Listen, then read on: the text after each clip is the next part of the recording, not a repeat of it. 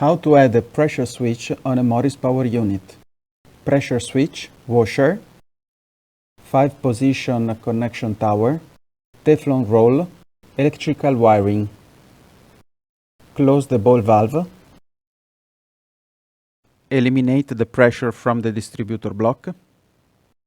Remove the cap on the most convenient position for your installation.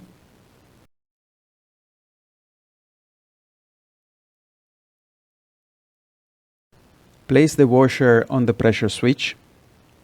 Screw the pressure switch in position.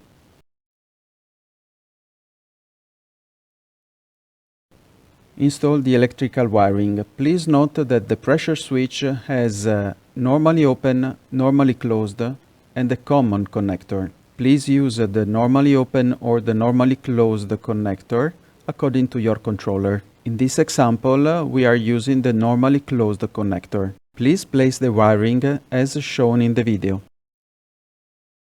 You can use the trunking.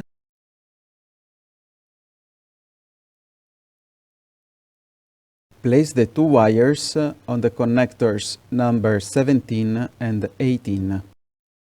In order to regulate the intervention point of the pressure switch, please remove the plastic cap.